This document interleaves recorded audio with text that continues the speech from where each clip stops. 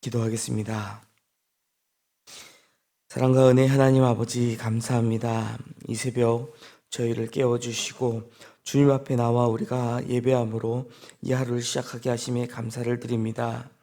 늘 주님의 은혜를 우리가 묵상하며 나아가야 하지만 우리는 때로 주님이 내 옆에 계심을 잊어버리고 삶의 고단한 가운데 때로는 외로움을 느끼고 때로는 고통을 느끼며 우리가 좌절하고 낭망하며 살아갈 때가 있습니다. 주님, 우리의 믿음의 눈을 들어 나와 늘 함께 하시는 주님을 바라보게 하여 주시고 나에게 힘 주시는 주님을 우리가 믿고 의지하며 나아가게 하여 주시옵소서. 하나님, 우리가 이 세상을 살아가면서 주님과 교제하며 늘 하나님 앞에 기도하는 삶을 살아갈 수 있도록 우리의 삶을 인도하여 주시옵소서. 하나님, 이 나라 이 민족을 위하여 간구합니다. 정말 너무나도 혼란한 가운데에 대한민국의 정치가 또 사회, 문화, 경제가 흘러가는 가운데 있습니다. 하나님, 우리가 이 나라를 위하여 할 수 있는 게 무엇이 있겠습니까? 이 나라를 위하여 우리가 기도할 때에 하나님께서 역사하시고 하나님께서 이 나라를 다시금 바로 세워 나아가실 것을 믿습니다. 하나님, 대한민국을 세워주셨고 여기까지 인도하신 분이 여호와 하나님이심을 고백합니다. 하나님, 이 나라, 이 민족을 위하여 저희가 간구하는 기도의 소리를 들어 응답하여 주시고 이 나라의 이 민족이 하나님 뜻 안에 바로 서며 하나님의 뜻대로 나아갈 수 있는 민족 될 수 있도록 하나님 대한민국을 축복하여 주시고 인도하여 주시옵소서. 국가 유정자들에게 지혜를 주시고 하나님께서 친히 이 나라를 인도하고 계심을 저들이 깨달아 알게 하시며 하나님을 두려워하는 마음을 갖고 이 나라 이 민족을 이끌어 갈 수 있는 위정자들 될 수 있도록 하나님 함께하여 주시옵소서. 각자 세워진 자리에서 하나님께서 맡겨주신 사명 잘 감당할 때에 정말 이 땅이 아름다운 나라로 살기 좋은 나라로 세워져 나아갈 것을 믿습니다. 국민 한 사람 한 사람을 주님께서 붙들어 주시고 특히 연말을 맞이하여 어려움을 당한 국민들을 더욱 생각하며 이를 위하여 기도하는 저희들 되게 하여 주시옵소서. 하나님, 이 땅 가운데 참 많은 교회를 세워주셨습니다.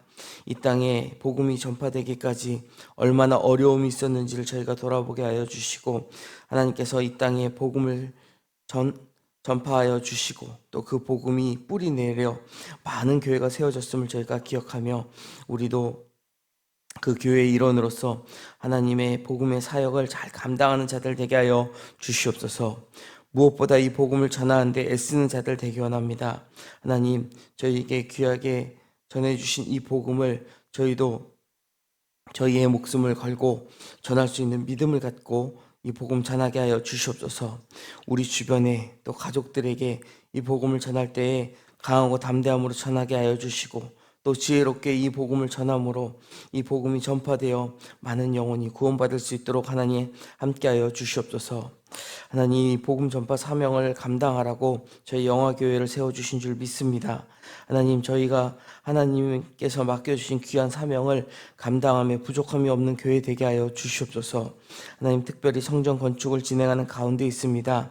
하나님께서 맡겨주신 이 사명도 저희가 잘 감당케 하여 주시고 이로 인하여 저희가 위축되지 않게 하시며 이 기간에도 하나님 맡겨주신 사역 잘 감당하는 우리 영화교회 되게 하여 주시옵소서. 저희 안에 하나님의 사랑이 차고 넘치게 하여 주시고 하나님의 사랑으로 인하여 많은 이들이 바라볼 때에 하나님 살아 역사하시는 교회라는 증거가 될 수 있도록 하나님 함께하여 주시옵소서. 진행 중인 건축 상황 가운데에 하나님 친히 간섭하여 주시고 마지막 건축을 마무리하는 단계에서 특별히 안전사고가 일어나지 않도록 항상 현장을 지켜보아하시며 그곳에 일하는 많은 인부들 가운데에 하나님께서 친히 함께하여 주셔서 그 손길을 통하여 하나님의 전이 세워져 가게 하여 주시고 다치는 일 없도록 하나님께서 함께하여 주시옵소서. 이를 위하여 애쓰고 수고하는 모든 건축위원회 분과위원들 또 건축위원장까지 하나님께서 늘 간곡케 하여 주시고 하나님께서 채우시는 능력으로 이 일을 감당케 하여 주시옵소서. 이를 위하여 또한 애쓰는 당회의 모든 당회원들과 또 교회의 많은 재직들 하나님께서 마지막까지 이를 위하여 기도하며 한 마음으로 힘쓰게 하여 주시옵소서. 세우신 윤광서 담임 목사님, 또 많은 부교육자들에게도 하나님께서 늘 지혜와 힘으로 더하여 주시고 하나님의 사역을 잘 감당하는 주의 종들 될 수 있도록 하나님 함께하여 주시옵소서. 저희의 다음 세대를 위하여 기도합니다. 하나님, 우리의 자녀들이 믿음으로 서는 세대 되게 하여 주시옵소서. 세상이 감당할 수 없는 믿음의 세대로서 하나님 맡겨주신 비전과 사역을 발견하고 그를 또 감당해 나아가는데, 이루어 나아가는데 부족함이 없는 지혜와 명철로 채워 주시옵소서. 특별히 수능시험을 준비하고 있는, 입시를 준비하고 있는 자녀들이 있습니다. 하나님, 다음 주로 다가온 시험이 두려움이 아니라 하나님께서 주신 평안 가운데에 마지막 마무리를 잘하여 좋은 결과로 하나님 앞에 영광 올려드릴 수 있는 우리 믿음의 자녀들 되게 하여 주시옵소서. 하나님, 해외 유학 출타 중인 성도들이 있습니다. 어디에 있든지 주의 날개 아래 품어주시고 평안 가운데 거하게 하시며, 어디에 있든지 하나님 주시는 평안으로 하나님 세워주신 그곳에서 각자의 사명 잘 감당해 나아가는 우리의 자녀들 될 수 있도록 하나님 함께하여 주시옵소서. 병상에서 하루를 시작하는 성도들, 어려운 일 당하고 슬픈 일 당한 성도들 하나님 친히 찾아가 만나주시고 위로하여 주시고 회복시켜 주시옵소서. 하나님만을 바라볼 수 있는 그러한 시간 될 수 있도록 하나님 저들을 위로하여 주시옵소서. 이 시간도 하나님의 말씀을 사모하며 이 자리에 왔습니다. 우리가 하나님의 말씀을 나눌 때에 하나님의 말씀으로 은혜 받는 시간 되게 하여 주시옵소서. 감사드리며 모든 말씀 예수 그리스도 이름으로 기도드립니다. 아멘. 우리 디모데후서 마지막 이제 4장 9절부터 22절까지의 말씀 우리 한 목소리로 봉독하도록 하겠습니다. 디모데후서 4장 9절로 마지막 22절까지의 말씀입니다. 우리 한 목소리로 봉독하겠습니다. 너는 어서 속히 내게로 오라. 대만은 이 세상을 사랑하여 나를 버리고 데살로니가로 갔고, 그레스게는 갈라디아로, 디도는 달마디아로 갔고, 누가만 나와 함께 있느니라. 내가 올 때에 마가를 데리고 오라. 그가 나의 일에 유익하니라. 두기고는 에베소로 보내었노니 내가 올 때에 가보의 집에 둔 겉옷을 가지고 오고, 또 책은 특별히 가죽 종이에 쓴 것을 가져오라. 구리쇠공업자 알렉산더가 내게 해를 많이 입혔음에 주께서 그 행한 대로 그에게 갚으시리니 너도 그를 주의하라. 그가 우리 말을 심히 대적하였느니라. 내가 처음 변명할 때에 나와 함께한 자가 하나도 없고 다 나를 버렸으나 그들에게 허물을 돌리지 않기를 원하노라. 주께서 내 곁에 서서 나에게 힘을 주심은 나로 말미암아 선포된 말씀이 온전히 전파되어 모든 이방인이 듣게 하려 하심이니 내가 사자의 입에서 건짐을 받았느니라. 주께서 나를 모든 악한 일에서 건져내시고 또 그의 천국에 들어가도록 구원하시리니 그에게 영광이 세세 무궁토록 있을지어다. 아멘. 브리스가와 아굴라와 및 오네시보로의 집에 문안하라. 에라스도는 고린도에 머물러 있고 드로비모는 병들어서 밀로도에 두었노니 너는 겨울 전에 어서 오라. 으블로와 부데와 리노와 글라우디아와 모든 형제가 다 내게 문안하느니라. 나는 주께서 내 심령에 함께 계시기를 바라노니 은혜가 너희와 함께 있을지어다. 아멘. 오늘 본문에는 복음 전파의 사명을 받은 이 사도 바울의 인간적 연약함과 또 외로움을 경험하지만 주님의 임재와 도우심으로 끝까지 그 사명을 감당하는 모습을 우리에게 보여주고 있습니다.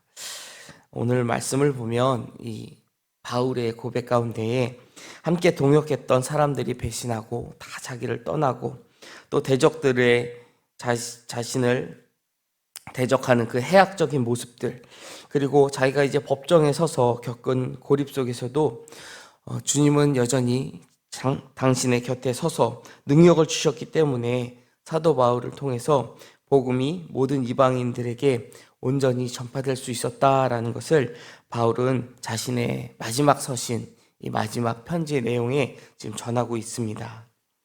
이러한 바울의 모습은 진정한 사역자의 모습을 우리에게 보여준다라고 볼 수 있죠. 개인적인 어려움과 또 핍박과 박해에도 흔들리지 않고 끝까지 묵묵히 자신에게 주신 그 말씀을 전함으로 말씀 사역을 완수하는 데 집중해서 그 가운데 동행해 주신 또 주님을 만나고 그 주님이 우리에게 채워주시는 그 힘을 주시는 주님의 임재를 경험하면서 그분께 온전히 영광을 올려드리는 이 모습을 우리는 본받아야 할 것입니다. 날씨가 많이 쌀쌀해진 가운데에 이 디모데 후서를 읽다 보면 정말 바울의 심정을 조금 더 우리가 깊이 묵상할 수 있다라는 생각이 들어집니다. 말씀드렸듯이 이 디모데 후서는 바울이 보낸 서신 중에서도 가장 후기 서신, 마지막으로 보낸 서신으로 알려져 있습니다. 복음을 위해 평생을 달려왔었던 바울이 이제 남긴 마지막 편지이자 마지막 유언과도 같은 그런 내용이라고 볼 수 있죠. 여기에는 앞서 말씀드린 것처럼 바울의 뜨거운 사명감도 분명 기록되어 있지만 그보다 더 깊고 그 안에 진하게 흐르는 것은 그의 외로움과 또 그 가운데 임하시는 주님의 은혜라고 할 수 있을 것입니다. 바울은 서신을 받는 디모데에게 간절히 이야기합니다. 너는 속히 내게로 오라. 누가는 곁에 있었지만 데마는 세상을 사랑하여 바울을 떠나갔고 다른 동역자들도 이곳저곳으로 다 흩어졌으며 그의 사역을 정면으로 대적하는 대적자도 있었다라는 것을 오늘 본문을 통해 바울은 전하고 있습니다. 이러한 내용이 지금 바울이 처한 상황을 전하면서 바울이 얼마나 그 상황 가운데 외로움을 느끼고 있는지 잘 전하고 있습니다. 이렇게 추워진 날씨 가운데 텅 빈 집에 혼자 있게 된다면 그 얼마나 외로움을 우리가 느끼겠습니까? 근데 바울은 지금 집에 있는 게 아니라 투옥된 상황 가운데 감옥에 쓸쓸하게 혼자 남겨져 있었습니다. 아마 그의 외로움은 정말 절정에 달았을 것입니다. 그리고 우리가 어제 본 말씀처럼 바울은 이제 자기가 곧 순교하게 될 것을 알고 있었습니다. 전제와 같이 부어졌다라는 표현을 통해 이제 곧 하나님의 부르심을 받아 내가 순교하게 될 것을 알고 있었는데 자신의 인생의 마지막 그때에 이렇게 홀로 남겨져 있다라는 그 사실은 더욱더 그를 외롭게 했을 것입니다. 마치 겟세마네 동산에서 홀로 기도하셨던 예수님처럼 지금 바울은 그와 같은 그 외로움의 시간을 지내고 있는 것이죠. 그런데 그 순간 바울은 놀랍게 17절에 이렇게 고백합니다. 그러나 주께서 내게 서서 내 곁에 서서 나에게 힘을 주심은 주께서 내 곁에 서서 나에게 힘을 주심은 바울은 그 외로움 가운데서도 그 홀로 남겨진 감옥 가운데서도 주님은 여전히 내 곁에서 나와 함께 하시고 뿐만 아니라 나에게 힘을 주신다. 이렇게 고백하고 있는 것이죠. 여기서 힘을 주셨다라는 이 표현은요, 단순히 위로를 주셨다라는 뜻이 아니라 외부로부터 내 안으로 이 능력이 부어지는 것, 곧 하나님의 초월적인 힘이 내게 채워진다라는 것을 지금 바울은 의미하고 있는 것입니다. 충성이나 열심 때문이 아니라 주님이 능력을 주셨기 때문에 지금까지 이 사명을 감당해 올 수 있었다라는 것을 바울은 고백하는 것이죠. 바울의 1, 2, 3차 전도 여행을 보면 참 어려운 일을 많이 겪었다라는 것을 우리가 알고 있습니다. 특히 루스드라에서는 돌에 맞아서 죽은 줄 알고 사람이 내다 버렸음에도 불구하고 바울이 다시 깨어나 그 성읍으로 들어가서 또다시 그 복음을 전하는 그런 열정을 보였죠. 그런데 그 모든 것이 돌이켜보면 하나님께서 나에게 이 능력을 주셨기 때문에 우리 주님께서 성령님을 통하여 나에게 이 능력을 주셨기 때문에 이 일을 감당했다라고 지금 고백하고 있는 것입니다. 우리가 교회 안에서 많은 사역을 맡게 되죠. 하나님 앞에 충성하면서 많은 일들을 감당하게 됩니다. 그러나 우리가 그 일을 다 감당하고 또 시간이 세월이 흐른 뒤에 우리가 그 순간을 돌이켜 봤을 때에 바울과 같이 내가 젊었기 때문에 힘이 있었기 때문에 그 일을 감당했구나. 나에게 능력이 있기 때문에 그 일을 감당했구나 라고 이야기하는 것이 아니라 온전히 하나님께서 나를 붙드시고 나를 사용하셨기에 나에게 능력을 주셨기에 그 일을 감당할 수 있었다라고 하나님 앞에 우리가 영광을 올려드려야 할 것입니다. 주님은 바울을 붙드시고 다시 그를 강하게 하셨습니다. 그 능력으로 다시 바울은 복음을 선포할 힘을 얻었다라고 본문은 말씀합니다. 이 본문 17절 후반에 사자의 입은 상징적인 표현을 기록하고 있는 것이죠. 죽음의 위협, 고난의 중심, 악한 세력의 공격 가운데에서도 주님은 바울을 지키셨다라는 것을 지금 바울은 고백하고 있습니다. 삶의 어려운 상황, 이 힘든 상황, 또 다급하고 위험한 상황 가운데서도 주님은 늘 우리를 지키시고 안보하신다라고 성경은 분명히 말씀하셨습니다. 그런 상황 가운데 이렇게 다윗과 같이 주님이 나와 함께 하시고 주님이 나를 붙드시고 인도하신다라는 평안한 모습은 정말 많은 사람들에게 하나님의 사람은 다르구나, 정말 하나님이 살아 역사하시는구나 라는 것을 증거하는 증거가 될 것입니다. 다니엘처럼 바울 역시 주님의 능력 안에서 보호를 받았다, 이렇게 바울은 분명히 선포하고 있는 것입니다. 그러나 그 능력의 목적은 오직 하나, 바로 복음이 전파되기 위함이었습니다. 다른 무엇을 드러내기 위함이 아니라 하나님께서 나에게 이 복음을 땅끝까지 가서 전하라라는 그 사명을 감당하기 위하여 그 능력을 주셨다라는 것이죠. 바울은 그 능력을 자기 보호나 명예를 위한 것으로 생각하지 않았다라는 것입니다. 바울도 분명 연약한 한 사람이었습니다. 성경에 나오는 많은 인물들이 있죠. 우리는 그 사람들의 이야기를 성경을 통해 읽을 때마다 참 대단하다, 어떻게 저럴 수 있을까, 어떻게 저런 믿음을 가질 수 있을까 놀라곤 합니다. 어떻게 믿음의 조상 아브라함은 100세 때에 주신 아들을 모리아 산에서 번제로 드릴 용기가 있었을까? 어떻게 다니엘의 세 친구는 저렇게 뜨거운 풀무불 앞에서도 하나님을, 그 신앙을 저버리지 않고 저 풀무불에 뛰어들 수 있었을까?